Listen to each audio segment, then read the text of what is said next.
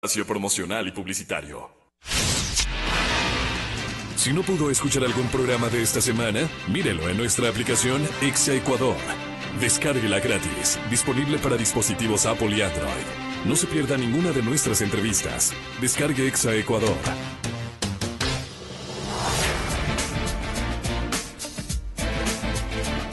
Estamos de regreso a este diálogo y están con nosotros, como les habíamos dicho, el señor doctor Fernando Santos, el economista Jorge Pareja Cucalón y el ex asambleísta y activista político Clever Jiménez.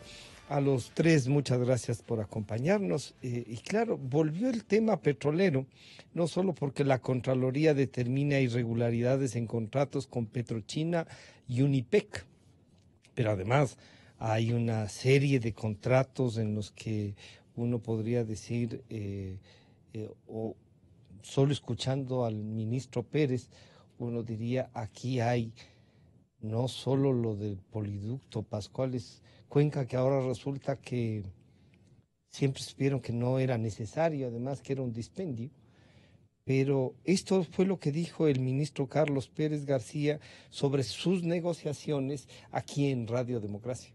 Lamentablemente hay un contrato y nosotros tenemos que ver la forma de, sin quebrar el contrato, porque eso nos causaría problemas y juicios y todo lo demás, tenemos que ver cómo salimos. Nosotros hemos suspendido las negociaciones, no es cierto. Nosotros continuamos, hemos recibido hace pocos días cartas de Unipec y de Petro Tailandia que quieren sentarse a la mesa a revisar. Pero claro, ellos están defendiendo su negocio, ellos tienen una posición dura donde no quieren dar su brazo a torcer, porque es buen negocio para ellos, mal negocio para nosotros. Entonces nosotros estamos buscando la manera de cómo nosotros podemos salir, pero para salir de esto necesitamos 5.000 millones de dólares, suponiendo que queremos... Ministro, ¿para qué? Porque ese es el dinero que habría que entregar a la contratista por los dineros entregados al país para dar por terminado el contrato. ¿De dónde vamos a sacar Entonces, 5.000 millones? estamos trabajando con eso, tenemos ya interesados, son 8 contratos, Gonzalo, lo que tenemos. Entonces, podemos empezar a hacerlo contrato por contrato. Este momento se están revisando los contratos de PTT para ver cómo nosotros, un contrato son 500 millones de dólares, el otro contrato son 170 millones de dólares que están pendientes de pago. Tenemos que conseguir ese dinero y si lo conseguimos, nos abrimos de ese contrato y podemos vender el crudo en mejores condiciones a alguien más. Ahora, viendo esto, PTT dice, no amigos, ahora sí sentémonos a conversar. Le dije, perfecto, si usted me da las condiciones de mercado, este momento, podemos conversar. Sí estamos conversando con empresas técnicas en la materia para que nos den recomendaciones de cómo proceder a la negociación de estos contratos. Hay uno de los expertos, un señor Brito, por ejemplo, que es conocido, inclusive estuvo aquí en el Ecuador. ¿Cómo ve nuestra situación el caballero? Él considera que es posible, pero necesitamos conseguir gente que tenga el dinero, que ponga el dinero y hacer un nuevo contrato en mejores condiciones, intereses más bajos, plazos más largos, mejorar la fórmula que hoy, inclusive, recomendación de él, la fórmula esa polinómica que se ha usado en estos contratos no se usa más en la industria. Hoy Bueno, no solo que firmaron contratos que estaban fuera de la normativa, porque de lo que conocemos, este tipo de contratos podrían durar más o menos 2 años, pero se han hecho desde el 2012 por 8 años y significaría 6.108 millones de dólares, comprometiendo 80 millones de barriles de crudo. Señor economista Pareja, ¿tenemos posibilidades de renegociar? ¿Usted cree que el camino escogido por el señor ministro Pérez es este y estamos a voluntad de la empresa china y de Petro Tailandia y las otras que podremos ir viendo a continuación? Bienvenido, buenos días. Buenos días, Fernando, buenos días, compañeros de mesa. Bueno, este es un tema en gran parte legal, ¿no? Legal. En cuanto al asunto de la venta en sí, sí es curioso, por decirlo menos. Petroecuador siempre tuvo la noción de 2 tipos de ventas. O spot, que como sabemos es la venta inmediata, que es la que permite sondear el mercado y ver cómo está reaccionando el precio, etcétera, etcétera. Y los contratos a largo plazo a refinadores por 2 años máximos. Ya. El problema que hay con estos contratos, aparte del tema legal, que es, seguramente Fernando nos podrá dar luces mucho más profundas al respecto, es que la venta de petróleo se utilizó para, a ver, ¿cómo podemos compararlo? Financiamiento. Mire, el manejo petrolero ya. del gobierno anterior ha sido más destructivo que el huracán María en Puerto Rico. Simplemente destrozaron la industria petrolera. Y ese destrozo, esa desolación, parte se muestra en estos contratos. Era utilizar la industria petrolera para fondear, perdón, mal utilizado el verbo, para financiar dar fondos, digamos, entonces, ya, para dar buscar fondos ya. a la caja central del gobierno y de ahí gastar en, vaya Dios a saber qué cosas. Entonces, se utilizó la industria petrolera sin ninguna visión de política petrolera a mediano o largo plazo, con el único fin de crear fondos para la diversión, yo le llamo diversión o desinversión en el país. Y lo que trataba el ministro Pérez es simplemente uno de los aspectos de los contratos, porque si uno revisa la actividad petrolera, aparte de los contratos de venta de crudo y la fórmula de Argus versus utilizar Platts, una serie de decisiones tomadas en venta de crudo sin aprobación de los directorios, sin informes, bajo el simple capricho del señor Arias, que trabajaba, entiendo yo, bajo la disposición directa de Poveda y de Glass. Entonces... Era gerente de comercialización internacional de Petroecuador. Sí, no sé dónde esté ahora, ¿no? Obviamente no creo que esté en el Ecuador. Pero aparte de eso, hay toda una destrucción en exploración, en refinación, en la exploración del Golfo de Guayaquil. Hemos botado dinero de una manera totalmente irresponsable para el país y muy responsable seguramente para fines personales, ¿no? Pero ha sido un espanto. Yo creo que uno de los problemas que tiene el ministro es de los contratos, pero subrayo uno de los problemas. Tiene 40 problemas más en cuanto a la estructura y la planificación petrolera a largo plazo. Francamente no le envidio su trabajo ni todo lo que tiene que hacer es muy grande. Señor doctor Santos, la Contraloría dice que los contratos suscritos por 8 años por el señor Arias tienen una informalidad. La tónica es la informalidad total, no hay ni informes económicos, ni legales, ni documentos que sustenten un beneficio para el país para hacer esto. Jurídicamente, podríamos plantear como Estado, decir, la nulidad por esta famosa, dispendiosa forma de manejar el tema petrolero, como nos ha dicho, que ha sido como un huracán que hemos tenido en el Ecuador. Bienvenido, buenos días. Y muy buenos días, Francisco, buenos días, Jorge, buenos días, Clever y hacia audiencia. Mire, usted, Francisco, ha hecho la pregunta correcta. La actitud del ministro Pérez, que es un hombre caballeroso, un hombre de bien, es la de respetemos este contrato, ¿verdad? Pero los contratos hay que respetarlos. Pero no todo contrato firmado hay que respetar porque hay algunos que tienen causa de nulidad. Ahorita voy a usar un ejemplo de Jorge sobre el huracán María en Puerto Rico. En Puerto Rico. Que coincido que ese ha sido el efecto en el sector petrolero de los 10 años de Correa. Verá, la infraestructura eléctrica se destruyó en Puerto Rico. Y para repararla, contrataron una compañía que lo único que había hecho es poner en un pequeño pueblo 5 postes. Y le firmaron el contrato. Obviamente se enteró la prensa, se enteró el país, se hizo el escándalo y se declaró nulo el contrato porque el contratista no cumplía con las condiciones de solvencia técnica ni económica. Se hizo un escándalo. Aquí debemos pensar en algo parecido. Mire, Francisco, usted que ya menciona lo de la Contraloría, lo vamos a leer con detenimiento porque creo que se hará público, pero lo que oí ayer en la televisión casi me caigo como condorito de espaldas, menos más que estaba sentado, que se han firmado contratos para 8 años comprometiendo miles de millones de dólares y millones de barriles 6.108 con informes millones. verbales. Que el señor Arias ha hecho un informe verbal. Si hace 5.000 años los fenicios inventaron el alfabeto para que todo quede por escrito. La ley dice que usted necesita informe jurídico, técnico y económico para firmar un contrato. El Código Civil dice que toda obligación que usted contraiga, además de $15, tiene que estar por escrito. Y aquí 8.000 millones de dólares verbalmente. Es un chiste, es un chiste. No es un atraco. Es un atraco, esto ya es una cleptocracia. Entonces, ahí hay razones. Mire, el Ecuador durante muchos años mantuvo con gran criterio jurídico la tesis de un documento, un contrato internacional muy importante, el Protocolo de Río Janeiro, que cercenaba nuestra integridad. Y los juristas ecuatorianos desarrollaron la tesis de la nulidad por 3 bis del consentimiento, error, fuerza y dolo.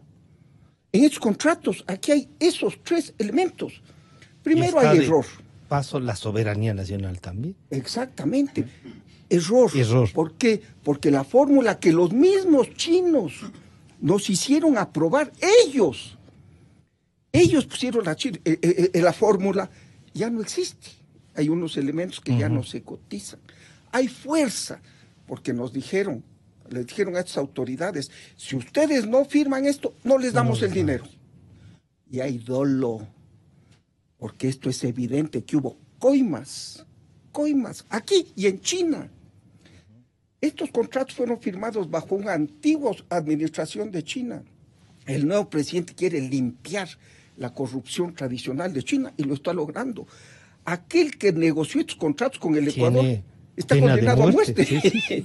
Pero ojalá nos cuente con quiénes ha negociado a él que le han condenado a muerte aquí, pues. Exactamente. Entonces, dejando a un lado la enorme y justificada caballerosidad del señor ministro de Energía, aquí tiene que intervenir la Procuraduría que ha votado decenas de millones de dólares en juicios como el de la Chevron, defendiendo a unos chantajistas que le chantajearon a la Chevron, el Ecuador al lado de ellos botando la plata.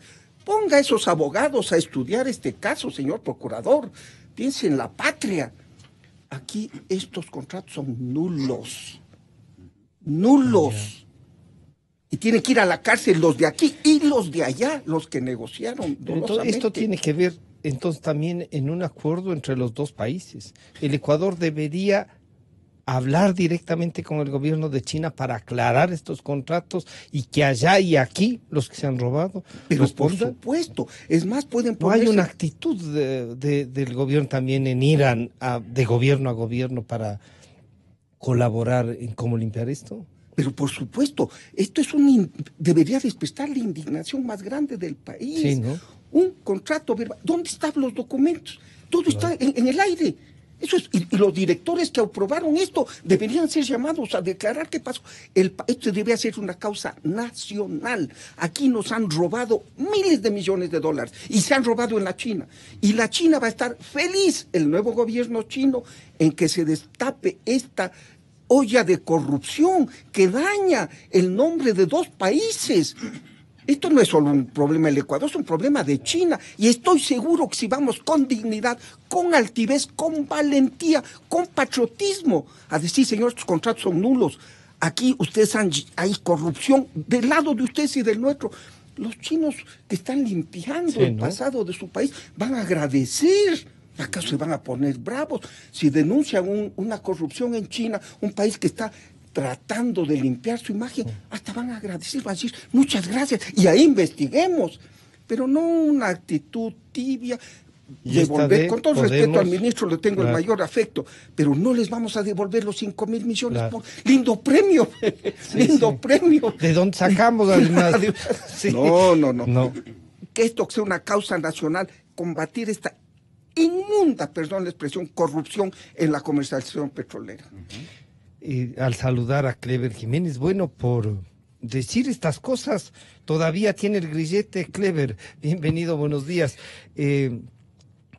Petrochina es lo más grande que podemos descubrir. Hacia allá debería, como dice el doctor Santos, llevarnos la causa nacional. Bienvenido nuevamente. Muchas gracias, Francisco. Un saludo a todo el pueblo ecuatoriano, un saludo a los panelistas, doctor, economista, un gusto estar con ustedes. Vea, Francisco, yo considero de que hay temas gravísimos en el país que aún ni siquiera han sido puestos a la luz pública. ¿Ya? Temas que están denunciados y que están en la Fiscalía, están en la Contraloría, están en la Procuraduría, están en las superintendencias. Temas que estaban en manos del expresidente de la República, Rafael Correa Delgado. Yo quiero recordarle al país que en nuestro caso, en calidad de legislador, presenté todas las denuncias con firma y rúbrica y con todas las pruebas y documentos correspondientes ante los organismos de control en el país. Pero además, presenté esas denuncias al propio expresidente de la República, Rafael Correa Usted le Delgado. envió una carta, ¿no? Todas las denuncias iban presentadas Todas. con todas las pruebas ante el presidente de la República, al menos las más grandes. El tema del comercio de crudo internacional es una parte. Es una parte, ahí está la rendición de los contratos petroleros. Seguimos con el problema de las refinerías Esmeraldas, donde le seguimos inyectando crudo de 24 grados API y siguen los negociados en el Stop, siguen los negociados en el Huiloy, hasta el día de hoy. Eso viene desde hace 40 años y hasta el día de hoy eso no ha parado. No ha habido un solo gobierno que actúe en bien del país y que frene toda esta corruptela en este sector importante de la patria. Pero la corrupción no solamente es en los sectores estratégicos, no solamente es en el petróleo. En todas las áreas existe corrupción. Y quiero decirles a ustedes, darles una primicia y al pueblo ecuatoriano. Después de que salgo de la clandestinidad en estos últimos 8 meses, me he dedicado a investigar dónde hay una obra, doctor y economista, una obra, grande o pequeña, que haya sido construida sin corrupción o sin sobreprecio. No la encuentro. Y el rato que la encuentro me comprometo a hacer público nacionalmente, internacionalmente, Para darles una condecoración. Para darles una condecoración, porque sería algo extraordinario de lo que pasó en la última década nefasta para el país. Volviendo al tema de los contratos, estimado Francisco, con Petrochina. Recordemos de que el tema de los contratos con Petrochina son por préstamos económicos. Sí. Hablamos de miles de millones de dólares que nos cobran a una tasa de interés del 6%, 7%, 8%, o sea, una usura. Y además del negocio petrolero, y aparte el costo. del negocio petrolero, yo escucharlo al ministro decir de que no puede votar abajo sus contratos es sorprendente. O le falta asesoría, le falta abogados, o qué es lo que está pasando aquí en el país. Pero puede tener el temor de que un juicio internacional y perdamos, como el procurador ha perdido tanto. El procurador lo que ha hecho es, yo creo que confabularse también con las demás instituciones de control en el país para dejar para dejar en impunidad una impresionante corrupción. Para mí que los que han cometido asociación ilícita aquí en el país son los autoridades de control. Pero usted compartiría lo que dice el doctor Santos. Lo que dice el doctor, estoy completamente de acuerdo. Es que hay un elemento importante, aquí hay una estructura jurídica en el país que hay que respetarla. Y hay jerarquías. Antes de que los contratos existen convenios de alianzas estratégicas entre país y país. Sale un convenio de alianza estratégica entre China y Ecuador y por debajo de ese convenio tienen que salir los contratos basándose en lo que dice la alianza estratégica. Fíjese usted, todas las alianzas estratégicas firmadas con Petrochina, firmadas con, por ejemplo, anteriormente con Uruguay, con Perú, dice que el petróleo ecuatoriano tiene que ir a las refinerías, en este caso de China. Es el convenio de alianza estratégica, porque lo están haciendo entre Estado y Estado. Si es que entre Ecuador y China dicen que el petróleo ecuatoriano tiene que ir a las refinerías de China para que no hayan intermediarios, eso dice el convenio. El contrato tiene que firmarse en esas condiciones. Más resulta que no. Sale el petróleo en Esmeraldas y automáticamente lo comercian intermediarios. Y claro, nosotros lo vendemos a menos 3, 4, 5, 6, 7 dólares por cada barril de petróleo. El punto acá es, ¿a dónde están yéndose esos recursos? ¿Está yéndose a los chinos? Posiblemente una parte.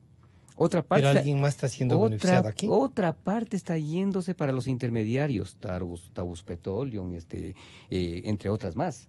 Pero además también están beneficiándose los ex revolucionarios que incluso hoy siguen en el gobierno de Lenín Moreno.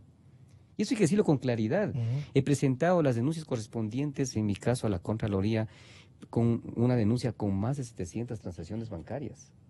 De 700 transacciones bancarias de transferencias económicas por millones de dólares entre las empresas intermediarias, en este caso Taurus Petroleum, a Enrique Cadena Marín. Y ahí se triangula el dinero. Estados Unidos, Panamá y regresa para el Ecuador. Estas cosas son las que deben investigar las autoridades de control aquí en el país. Y con respecto a los contratos, yo creo que soberanamente el ministerio correspondiente, el presidente Lenín Moreno, debe renegociar estas deudas. Yo creo que a China lo que le interesa es de que le paguen la deuda. ¿Sí? Claro, Incluso renegociar a intereses más económicos para el país. No es que estamos negando pagar la deuda para que nos sigan juicios. Tenemos que pagar la deuda, correcto, pero en Pero condición... primero usted diría la nulidad de los contratos, como dice el doctor Hay Santos. que nulitar esos contratos porque hay condiciones para hacerlo jurídicamente. O incluso, si no quieren nulitar antes los contratos, siéntese a conversar con China. Renegocien los contratos, renegocien incluso la tasa que nos están cobrando hoy, que es una usura y que va en perjuicio del Estado ecuatoriano. O sea, hay las condiciones para que soberanamente no paguemos un solo centavo, menos 5.000 millones de dólares, por favor. Señor economista Pareja, bueno, planteado así uno diría, claro, un hombre serio como el ministro Pérez está diciendo vamos a manejarnos con lo que hay, pero tanto jurídicamente como la visión política y jurídica que nos da Clever dice aquí no. ¿Cómo hacemos económicamente esta especie de triangulación? Renegociación, recuperación de la plata del Estado ecuatoriano y la potestad de poder negociar nuestro A petróleo. mí me gustaría poner un poco de números al tema, ¿no? Por favor. Primero, lo de China. Los intereses que nos cobran desde el punto de vista internacional son, como lo he dicho, intereses de usura. Préstamos internacionales a largo plazo del Banco Interamericano, del Fondo Mundial, del Fondo Monetario, etcétera, etcétera, son préstamos al 2%, Entre el 1,7 y el 2,4%, 2,5 dice, por ¿no? ahí. Bueno, que ahí hay un tema que llama la atención, ¿no? Dada la corrupción que hubo en China, como mencionaba Fernando, que hoy día está tratando de reducirse, y la de aquí que está a todas luces, pues aparente en todas partes, no sería curioso, no sería raro, de que parte de esos intereses vayan no solamente al prestamista, sino a otros sueños. Entonces esto es algo que preocupa mucho, enoja mucho. El otro tema es que hay que ponerle un poco de números para que la gente quizás sienta más en carne propia las cosas. El Ecuador exporta más o menos 350.000 barriles diarios de crudo, aproximadamente. Si hablamos de que digamos dos, que son pocos, dólares por cada barril han ido a fines oscuros, tendríamos solamente con $700.000 al día de pérdidas para el país. $700.000 al día. Al día. Es decir, tendríamos 21 millones de dólares mensuales que han ido a un fondo de diversión, de lo que sea que fuere, de algunos partidos pícaros, ¿no? Eso equivale pues a 21 por 12, son casi 400 millones de dólares por año. Y eso por 10 años son 4.000 millones de dólares en desviación de fondos que nos han robado a los ecuatorianos. Y no nos han robado los chinos, nos han robado gente local.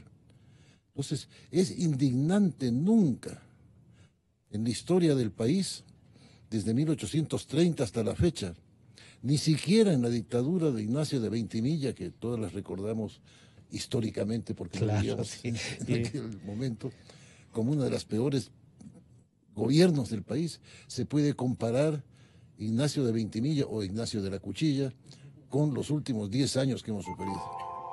Tanto en estas coimas, robos, etcétera. Y si a esos 4.000 millones de dólares modestos que estamos calculando en exportación de crudo, aumentamos refinería de Esmeraldas, 2.000 y pico millones de dólares, de los cuales cuáles serán los válidos, no sé. 1.500 millones de dólares para las canchas de fútbol estas en Manabí. Las refinerías del Pacífico. Tenemos 750 millones de dólares en Monteverde. Tenemos 800 millones de dólares en la exploración del Golfo de Guayaquil que no sirvieron para absolutamente nada. Tenemos una perforación en la isla de Puná que iba a ser hecha por PDVSA y total que la pagó el Ecuador, creo que fueron 30 millones de dólares. Tenemos cosa curiosa, el poliducto a Cuenca, que ahora sabemos que el presidente no sabía que lo estaban haciendo, ¿no? Que es una novedad, este tubo enorme que iba hasta Cuenca, cruzando los Andes, y que nadie se dio cuenta pero que se estaba haciendo. el ex asesor jurídico dice que el presidente y ellos todos creían que era un dispendio, pero que el presidente no sabía qué han estado haciendo.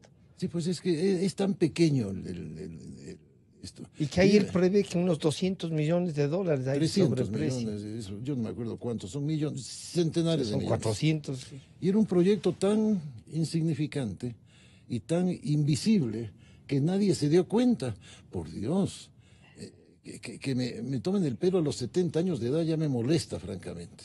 Ya. Y esas cosas hay que castigar, hay que poner firme la mano de los ecuatorianos y el procurador y el contralor y la fiscalía para devolverle al país la dignidad de la verdad. Hemos vivido 10 años de mitomanía, de robo, de desfalco a los fondos ecuatorianos, ya basta. Como ecuatoriano, que soy abuelo de niños, yo quiero que mis hijos vivan en un país honesto y serio, que no sigan con este circo que tenemos o que hemos tenido de 10 años. Yo creo, junto con Fernando, que el ministro está haciendo lo que puede, lo que él cree que debe hacer, pero yo creo que Pero sí más allá de la han acción dado de un argumentos contrato. que hay que cómo hacer algo más. Hay que planificar a 20, 30 años plazo y devolverle al país la dignidad de un pueblo bueno, sano y merecedor de buenas noticias, no lo que hemos tenido en 10 años. Fernando Villavicencio nos decía lo siguiente sobre la intermediación. Odebrecht es para comprarse una peinilla, ponerse gomina y salir medio guapo a la calle. Aquí no nos hagamos sí, aquí estamos hablando de 1.100 millones de barriles de petróleo comprometidos por Rafael Vicente para pagar 18.000 millones de dólares de deuda. 1.100 millones de barriles de petróleo. Compatriotas, tomen un papel, caigan, antes de caerse para atrás, multipliquen. Si según las evidencias de la última venta spot y según las evidencias que yo traje de Perú, el petróleo ecuatoriano es revendido por los intermediarios, $4 y hasta $5 por encima del precio que compraron las empresas chinas y tailandesas al gobierno de Correa, por favor, multipliquen 1.100 millones de barriles por 4. Yo, conservadoramente, no quiero que me digan que, ay, Villavicencio es un exagerado. No, he puesto $2 por barril. Entonces, $2 por barril, 1.100 y pico millones de barriles. Claro. Estamos hablando de esta cifra colosal que supera los 2.200, 2.300, 2.400 millones de dólares. En perjuicio del país. Y en beneficio de los bolsillos de los intermediarios. Lo que no dice el señor ministro, lo que dice es exacto, pero lo que no dice es que los que están más asustados no son las compañías chinas y tailandesas nomás. Los más asustados, preocupados y que están dispuestos a hacer cualquier cosa, temerarias incluso, para impedir que estos contratos se renegocien, son las mafias de intermediarios. Es decir, los que contratan los buques, los que revenden el petróleo a los refinadores, los que tienen las cuentas en el Paribas, los que tienen cuentas en Nevada, los que tienen cuentas en Dubái. Bueno, ahí cobra más fuerza con esto dicho por Fernando Villavicencio, doctor Santos, esto de la nulidad. Se pone con una gran fuerza lo que usted nos ha dicho jurídicamente que podría manejarse, pero pero la Contraloría dice, además de señalar que el directorio de Petroecuador tiene responsabilidades, dice que esta fórmula no fue hecha por Petroecuador, esta fórmula, sino por una consultora internacional, Arthur de Little. Y uno dice, y bueno, ¿y cómo así? Y nuestros técnicos y la gente que ustedes conocieron, que ha hecho carrera en el ministerio y en Petroecuador.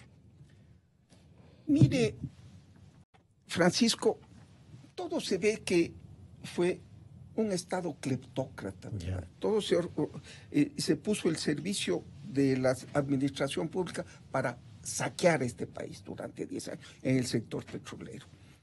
Ya se ha denunciado, Fernando Villavicencio lo ha denunciado con muchísima claridad. Yo quiero recordar solo dos hechos que ponen en evidencia esto. En primero, los chinos no nos prestaron plata a China, nos prestaron nuestra propia plata, porque nosotros les comprometimos el crudo, ellos vendieron en el mercado de futuro. Hicieron ya negocio con eso. Ya cogieron el dinero, y ese dinero nuestro, de nuestro crudo, nos vendieron a nosotros, nos prestaron a nosotros con un alto interés, nuestra misma plata. En segundo lugar, el otro día le escuché a Fernando una denuncia que a mí me estremeció, pero nadie ha vuelto a decir nada, ¿verdad? Es con estos señores de Petro Tailandia. Ellos nos dieron un anticipo, creo que de 500 millones de dólares, una fortuna inmensa. Sí. Cuando usted da un anticipo a un comprador y un vendedor de crudo, ¿verdad? Usted le da un anticipo, hay un banco que pone ese anticipo. Entonces el comprador le dice al banco, présteme la plata y dele al Ecuador 500 millones, perfecto. Pero aquí no hay banco. ¿De dónde salieron esos 500 millones? En un país en que circula dinero sucio a la velocidad del rayo. Y nadie ha dicho nada. Y entonces yo quisiera hacer énfasis en lo que dice Jorge. Está bien lo de Odebrecht, son 13 millones. No. Mire, lo de Odebrecht es tan claro. Fíjese, se está hablando de la compañía Glory. ¿Sabe qué quiere decir la compañía Glory? Glass o Rivera. Es en la cuenta de Glass o Rivera.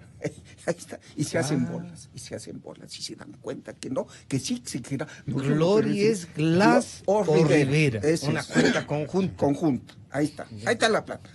Y se dan las vueltas, y por 13 millones. Aquí hay miles de millones de dólares. Clever y Fernando han ido a la fiscalía y no han dicho nada. Mire, la Contraloría, alabo que al fin se haya despertado del letargo, ya le sacaron al Contralor y está sacando 2012, buenos informes. El informe de Singue, ¿qué pasó? Un campo que se regalaron entre unas autoridades. Nada. Esto, en el olvido. No. Cuidadito sea una pantalla ahí que nos tengan viendo lo de Odebrecht y por atrás se están llevando los miles de millones y nos quieren olvidar. Por favor, el señor presidente de la República ofreció una cirugía mayor contra la corrupción, ¿verdad?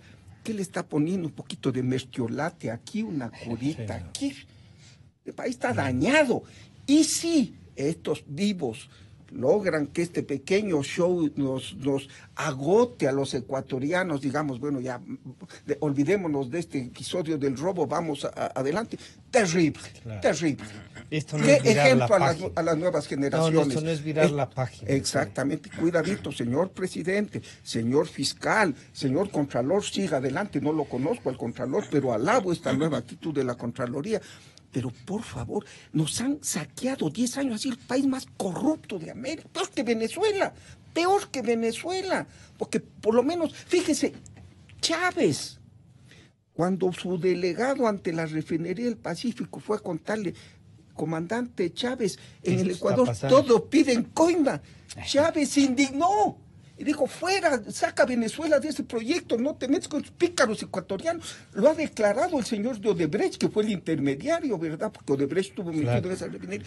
Que Chávez nos diga, pícaros, ¿cómo estaremos?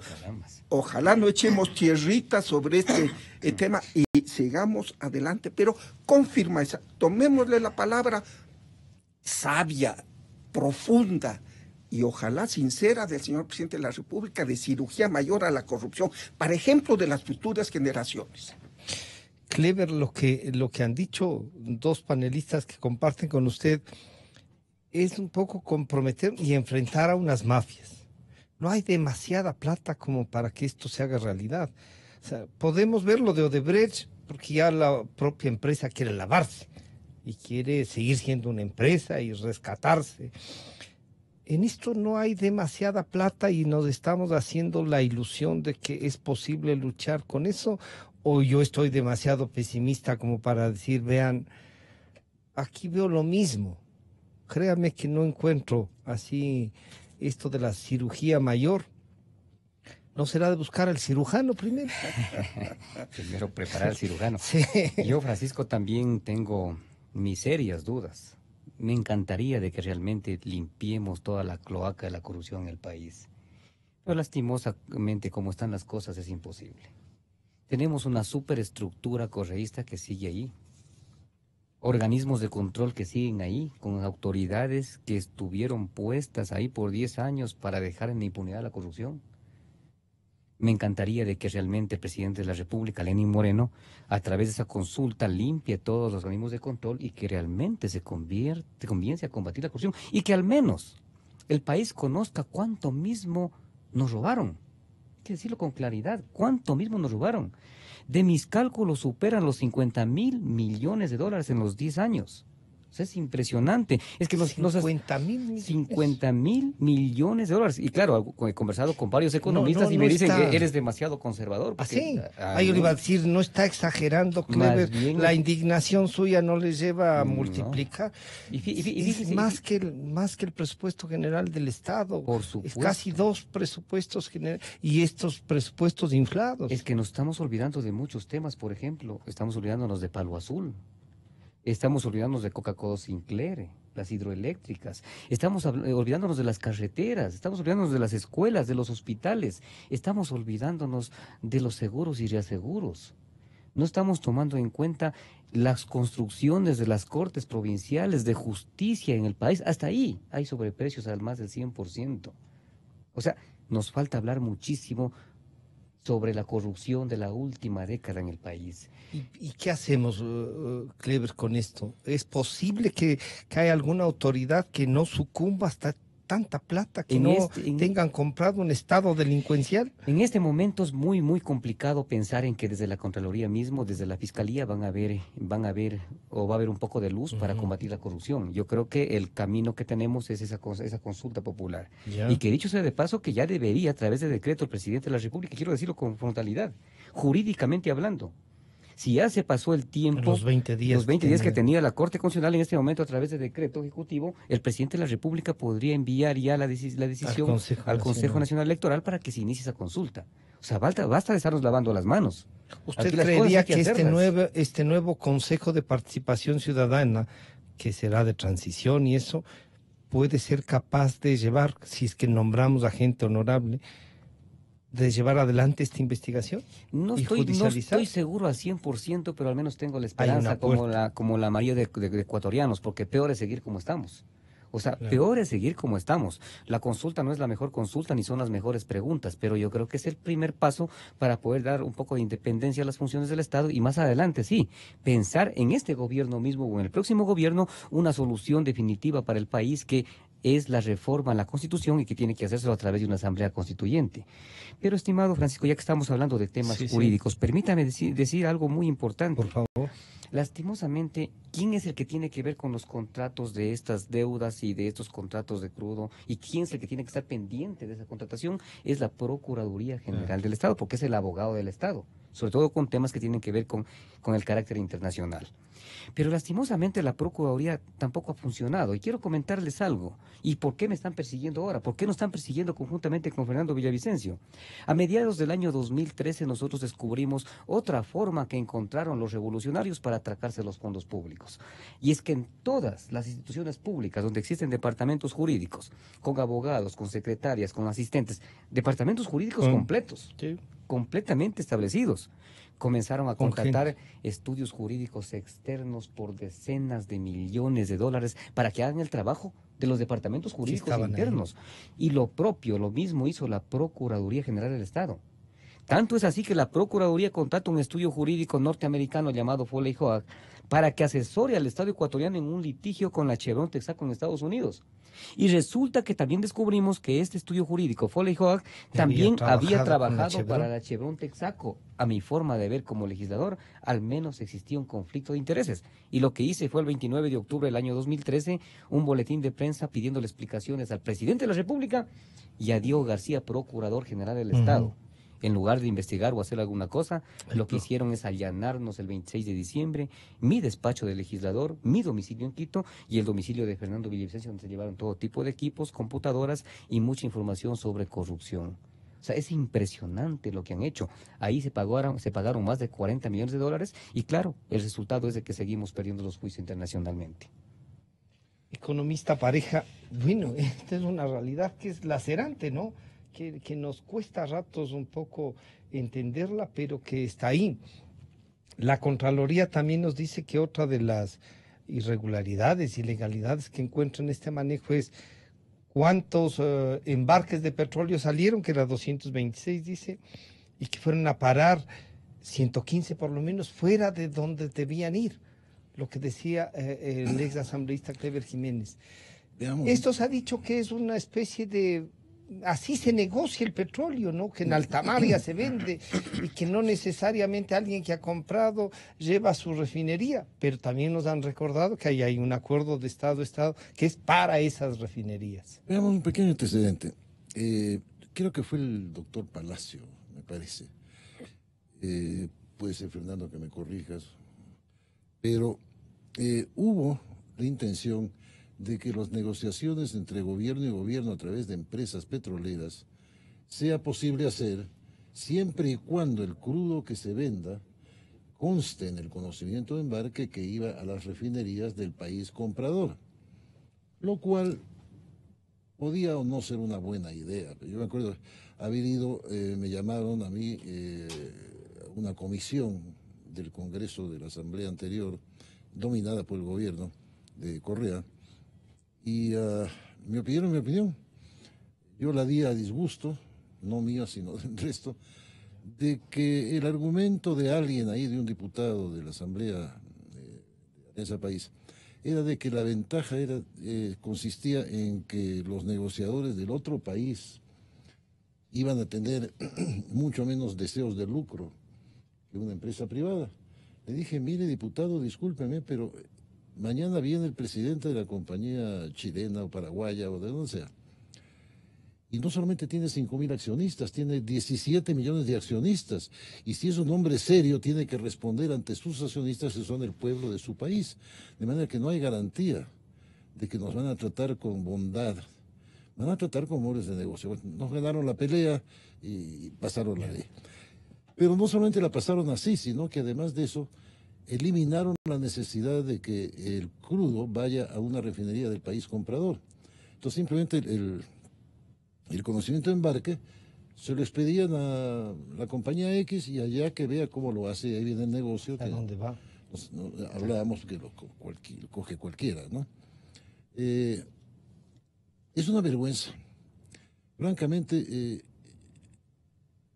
el otro día yo decía en un pequeño articulito que le llamé la guinda.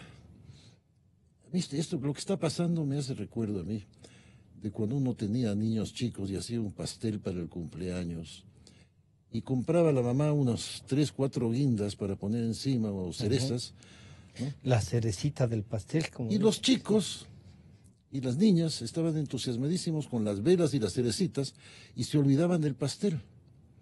Yo creo que Odebrecht y compañía son las cerecitas.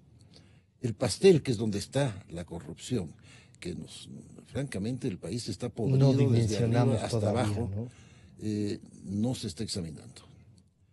Yo quisiera ser optimista en el sentido de que las preguntas que se plantearán solucionarán el problema, quizás, ojalá. Yo creo que es un problema de formación de una nueva cultura, cómo borra el Estado, la sociedad, este instinto depredador del ladrón, que lo que interesa es llenar el bolsillo sin tomar en cuenta a la sociedad ni al conjunto. Es una situación muy triste. Yo en los 79 años de edad que ya tengo, no he visto en todos mis años en este país una corrupción y una deformación moral como la que hemos vivido los últimos 10 años. Realmente es indignante y es triste, tremendamente triste. Doctor Santos, aquí hay un directorio, y que está nada menos que el secretario de las Emplades, el ministro de Recursos Naturales, el ministro coordinador de sectores estratégicos y el representante del Ejecutivo, que en algunos casos ha presidido el señor vicepresidente. Y ellos tampoco exigieron y autorizaron sin pedir ninguno de estos otros informes. Y antes, un abogado que llegue a presentar un contrato sin el sustento jurídico, ni económico, ni nada, le botaban del cargo, pues. Así es, Francisco. Mire, uno le da, y concuerdo con Jorge, que sigue la desazón del ciudadano, ¿verdad? Como que nos tienen entretenidos con las sardinitas, con los camarones, pero las ballenas y los tiburones siguen libres. Todos los contratos fueron autorizados por los directorios de la entidad Petroecuador, Petroamazonas. Y verá, el presidente, ¿cómo está conformado el directorio de una empresa pública? Presidida por el ministro del ramo, ¿verdad? Un delegado del Semplades, toditas estas instituciones tienen un delegado del Semplades, y un delegado personal del presidente de la República. Sí. Y este delegado, cuando se hace la sesión, ¿verdad?, se les manda el acta de la sesión y hay que revisarla y aprobarla en la próxima sesión. Entonces el señor presidente de la República estaba enterado de todo, de todo. No se diga que no, no, él tenía, obviamente los del Semplades y los del ministerio también son de él, pero tenía sus ojos, todos su delegado personal, sus propios ojos veían estos contratos. ¿Cómo puede ser? Repito, no, es que ni en el África, ni en el país más atrasado del África, se firma un contrato de miles de millones de dólares con informes verbales. Verbales, así dice la Contraloría, no me estoy inventando. A Atahualpa ya le pasó negociar verbalmente, y se le llevaron el oro y le mataron. Entonces, nos volvieron a tomar el pelo. Así es que, mire, ya han pasado 6 meses, algo chiquito se ha hecho, pero después van a decir la consulta, después de la consulta ya las elecciones de alcalde, las elecciones de alcalde ya preparemos para las elecciones del presidente y vamos a pasar 4 años sin topar el problema. No, el país está putrefacto, lamento usar esta palabra en el sector público, y no se está haciendo nada para componer esta putrefacción. Kleber, yo antes de pedirle una conclusión, yo quiero que escuchen, porque esto de, como decía Gonzalo hace unos minutos o una hora, entre el secretario jurídico de la presidencia, el doctor Mera, y el expresidente Correa dijeron esto. Del proyecto Poliducto Pascual Escuenca, pero no me imaginaba la magnitud del obra. Hoy que he venido en helicóptero a Troncal y sobrevolamos estas instalaciones, son impresionantes. Y me dicen que el centro de almacenamiento de Cuenca es aún más grande, compañeros. Es una obra gigantesca. ¿Para qué sirve esta obra? Lo que se debió hacer hace décadas. En lugar de transportar por tanquero el combustible, el gas, con peligro de accidentes, inseguridad, contaminación, congestionamiento. Yo manifesté lo que se me preguntó. El proyecto Pascual Escuenca nos pareció siempre un proyecto excesivo, un proyecto innecesario. Jamás se le consultó al presidente Correa ese proyecto y nos pareció un dispendio. ¿Pero de ese proyecto tenía conocimiento el vicepresidente? No sé. El presidente Correa en su momento ordenó destituir a la persona que había decidido aquello, que creo que fue el ministro de Sectores Estratégicos de la época. Bueno, ordenó destituir al ministro que era nombrado por él, pero no sabía. Y fue a la inauguración y se sorprendió y dijo que eso se debió haber hecho hace 10 años. Este es el país de los 10 años, Kleber. Increíble. Si es que es cierto lo que dice el expresidente de la República, significa de que el expresidente de la República no solamente es un mentiroso, un corrupto, sino también además un inepto, un negligente. No sabía lo que pasaba en el país. Imagínense ustedes por quién estábamos gobernados. Pero bueno, eso está tratando de decirlo para salirse del momento. Yo creo todo lo contrario. Yo creo que tenía conocimiento exacto de lo que pasaba en el país. Es más, ha recordado el doctor Sánchez, el economista, y habían representantes. Había representantes. Además, las denuncias que hemos presentado tienen que ser presentado al presidente de la República. O sea que por lo menos de su parte usted dice, yo le avisé a usted. Yo le presenté las denuncias correspondientes con todas las pruebas y las evidencias sobre la corrupción. De cantidad de denuncias, están decenas de denuncias en la Fiscalía que siguen empolvándose. Entonces, pero en el tema este de los directorios, y eso vale la pena que conozca el país, desde el año 2010 forma parte de los directorios de Petroecuador y Petroamazonas, en donde se maneja el tema petrolero, Jorge Glass Espinel. Ese es encargado ¿por quién? Por el presidente de la República. Y aquí hay un elemento importante que no debemos olvidarnos. Si bien es cierto en materia petrolera, en los sectores estratégicos, la cara de la corrupción es Jorge Glass. Pero no hay que olvidar que atrás de Jorge Glass está Rafael Correa Delgado. Es coautor. ¿Quién le encarga a Jorge Glass para que maneje los sectores estratégicos? Es el presidente de la República de ese entonces, Rafael Correa Delgado. ¿Quién es el que emite los decretos ejecutivos declarando en emergencia todas las construcciones de las obras en estos sectores? Es el presidente de la República de ese entonces, Rafael Correa Delgado. Por lo tanto, uno de los principales responsables y culpables de toda la corruptela, de todas las fechorías cometidas en el sector, al menos en el sector de los sectores estratégicos, es el expresidente de la República, Rafael Correa Delgado. Yo quisiera comentarles algo ligeramente y que me parece súper importante, ya que estamos topando ese tema, es de que en el asunto del comercio de crudo internacional, para que recordaría al país, porque esto ya pasó hace algún tiempo atrás, se confabularon algunos países, o varios países perjudicaron al Estado ecuatoriano. No solamente Petrochina, no solamente Perú o Tailandia, incluso Uruguay. Recordemos qué fue lo que pasó con Uruguay. Se firmó una alianza estratégica muy parecida a la que se firmó con Petrochina, donde el petróleo del Ecuador iba a llegar a San Ignacio de Uruguay, a las refinerías de San Ignacio de Uruguay, y la refinería lo que hacía es enviarnos, Uruguay nos iba a enviar derivados de petróleo. Entonces el convenio era de que no haya dólares de por medio. Entonces enviábamos petróleo, enviábamos crudo, la refinería de Uruguay nos procesaba ese crudo, hacían quedar su parte por la refinación y nos devolvían el resto en derivados de petróleo, gasolinas y diésel. No habían intermediarios, no habían dólares, a mi forma de ver, a lo mejor un buen negocio. Pero resulta, incluso en el año 2010, Rafael Correa Delgado se va a Uruguay y reciben un buque, recuerden el buque que reciben, y conjuntamente con el expresidente de Uruguay, ¿sí? Mujica, hacen todo un show, la prensa internacional, y dicen es el primer buque de petróleo que viene desde el Ecuador para las refinerías San Ignacio, Uruguay, y que se eliminaron los intermediarios, los mafiosos y un poco de cosas más. Hasta en eso nos tomaron el pelo. No fue un litro de petróleo a Uruguay. Todo el petróleo que llevó Uruguay lo vendió en la costa de Esmeraldas. Aquí no, y claro, no, lo vendió aquí y se fueron los intermediarios a vender en Estados Unidos. Y claro, todo el petróleo. Ni siquiera salían de aquí ya. Ni siquiera salían, solamente intermediaban aquí mismo, ni siquiera cargaban, ni siquiera se ensuciaban las manos. Y en el Uruguay hay un proceso. Claro, exacto, es que aquí hay un elemento importante que no es difícil entender. La refinería de Uruguay solo tiene capacidad para procesar crudo de 30 grados API en adelante. Y el petróleo nuestro tiene 24 grados API porque lo mezclamos en la Amazonía. Era imposible de que nuestro petróleo sea refinado en Uruguay. ¿Qué dijeron las autoridades de Uruguay? Nosotros tan solo ganamos 5 milloncitos en ese negocio. Claro, el resto se llevaron los mismos revolucionarios que acompañaban a Rafael Correa Delgado, y obviamente tiene que haber llevado al presidente de la República a su parte. Una pequeña observación nada más. Nos olvidamos de la geografía.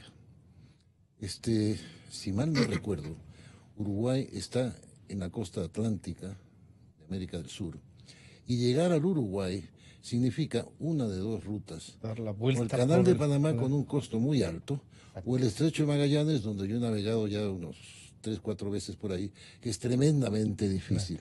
De manera que flete en Uruguay más el precio del crudo era tan posible como el que yo gane una medalla de oro de los 100 metros planos. Eso no existía. Eso técnicamente era imposible. Ahí ganó plata ahí era una ficción. Uruguay, ¿no? Y ganó plata alguien de por acá. Pero la idea mismo de mandar a refinar al Uruguay, una refinería pequeña, porque el Uruguay no tiene la isla en el Río de la Plata, sí. Porque si hubieran dicho, refinemos en Pampilla, en Perú, refinemos en Chile, en Concepción o en Concón, o hagámoslo en la costa pacífica de California, tendría por lo menos un poquito más de sentido. Pero lo de Uruguay era, a ciencia cierta, una pantalla para algo. No tenía sentido, no tenía sentido en absoluto. Brasil, Uruguay y Argentina son países demasiado lejanos para el Ecuador para hacer negocios de crudo. con excepción de Brasil, quizás por el Amazonas, pero están al otro lado del mundo. O sea, América del Sur es un país muy grande, es un continente muy grande. Claro. De manera que lo de ANCAP fue una tomadura de pelo y una embolsicada, perdón la palabra, de dinero por algún pícaro. Usted quería concluir Sí, con algo importante lo que decía el economista, pero no solamente en el tema de Uruguay, exactamente lo mismo pasa con China. La distancia es, o el camino es casi el mismo, y solo que un poco más lejos. Pero yo quería concluir con un tema muy importante y un llamado al pueblo ecuatoriano, a los legisladores actuales. En nuestro caso, nosotros empezamos combatiendo la corrupción, denunciando la corrupción de manera formal, si se quiere, responsablemente, con firme y rúbrica, con todos los documentos, con todas las pruebas, con todas las evidencias ante los organismos de control. En momentos completamente difíciles. Una superestructura a la orden del poder político, e incluso cuando el presidente de la República de ese entonces tenía una aceptación de alrededor del 75%, 80%. Cuando era un peligro decir que hacía algo malo. Qué difícil combatir la corrupción en esas circunstancias. Sin embargo, cumplimos con el país. El llamado quiero ser al pueblo ecuatoriano y a los legisladores de que hoy parece que el camino está más expedito. Parece que hay un poco más de libertad. Y creo que tienen la obligación también de combatir la corrupción. De tomar estos temas, retomarlos para... La corrupción es uno de los males más grandes que tiene el país y las sociedades. No podemos quedarnos. Y esta mayoría en la asamblea no le van a dar paz. Pero ahí necesitamos de que el pueblo ecuatoriano se levante, no podemos permitir que siga siendo aquello. Y es que hay una cosa importante, aquella persona que conozca sobre algún hecho de corrupción, cualquier persona, asambleísta o no asambleísta, y no lo denuncia, también se convierte en cómplice y encubridor, y por lo tanto en un delincuente más. Así que es fundamental de que combatamos la corrupción, que hagamos, ahí sí, cuerpo común, todo el pueblo ecuatoriano, para poder limpiar de toda esta cloaca que nos ha dejado como herencia la revolución ciudadana de Rafael Correa Delgado, y que hoy campantemente quiere pasearse por la capital de los ecuatorianos y aquí en el país. Hoy dicen que va a estar en Quito, habría que no sé, algo habrá que hacer respecto a eso. Y quiero concluir con un tema muy importante. En efecto, para combatir la corrupción no se la combate la corrupción con controles. Sí, en algo se puede parar, el problema es de formación.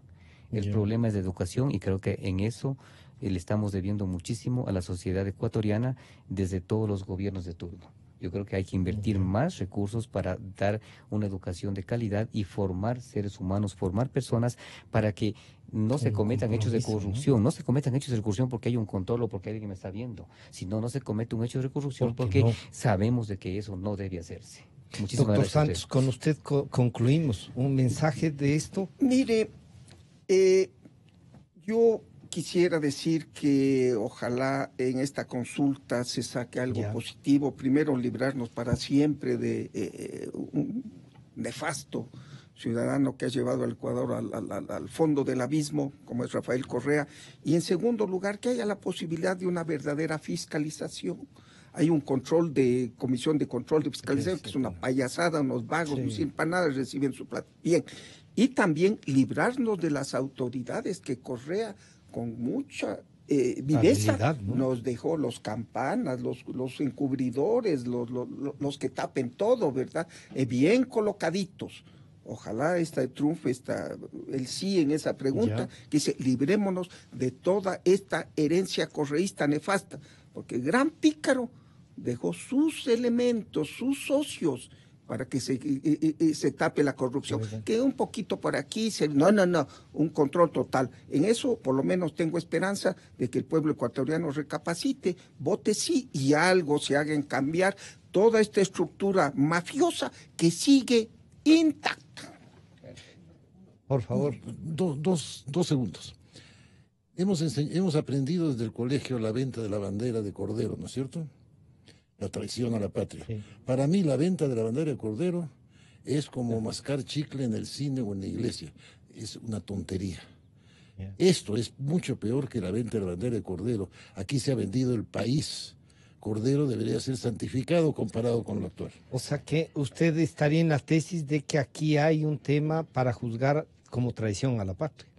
Así creo yo. Así creo. ¿Qué mayor traición que robarse la plata de todos nosotros? Claro. Y ahí sí. Lastimosamente sacaron ese delito de la cuestión de las repúblicas. A todas estas cosas deberíamos volver a poner en una constituyente. Yo creo que el camino va por ahí. El camino va y solo por a ahí. través de una constituyente podríamos devolverle al país una constitución que no sea súper presidencialista, donde hagan lo que les dé la gana los poderes de turno y podamos tener realmente en el país una verdadera democracia, justicia y libertad. Buscando la verdad han estado con nosotros Clever Jiménez, Jorge Pareja y Fernando Santos. Hasta el día de mañana. Este programa se transmite por Exa FM y Democracia